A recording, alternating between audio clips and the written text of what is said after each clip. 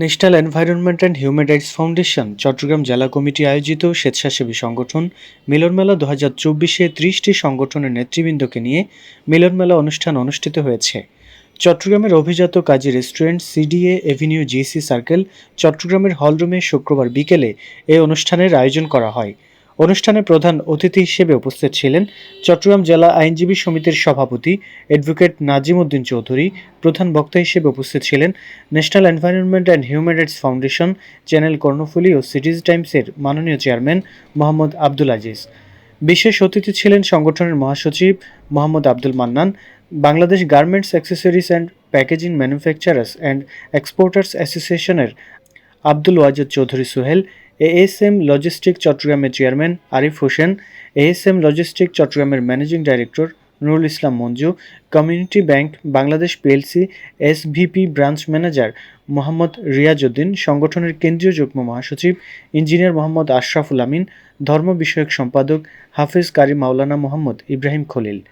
সভাপতিত্ব করেন জেলা কমিটির সভাপতি লায়ন মোহাম্মদ ফারুক আহমেদ। সঞ্চালনা করেন জেলা কমিটির সদস্য ফারহানা আক্তার ও কেয়া আক্তার।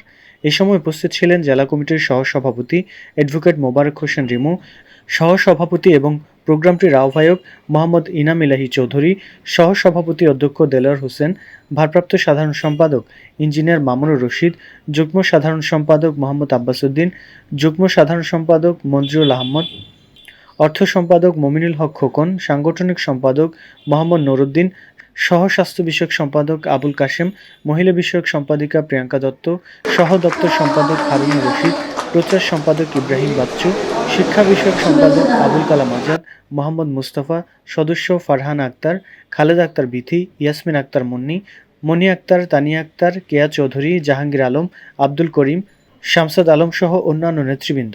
অনুষ্ঠানে বক্তারা বলেন, দেশের কল্যাণে সবাইকে এগিয়ে আসতে হবে।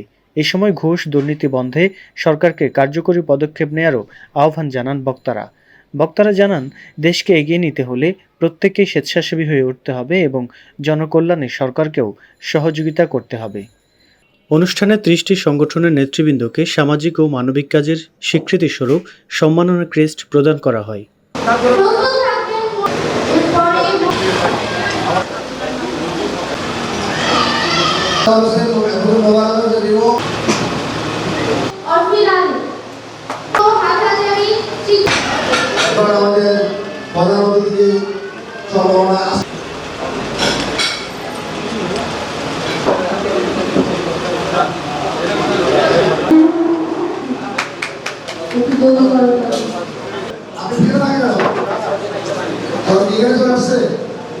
ডান হাতটা এদিকে নিয়ে আসে।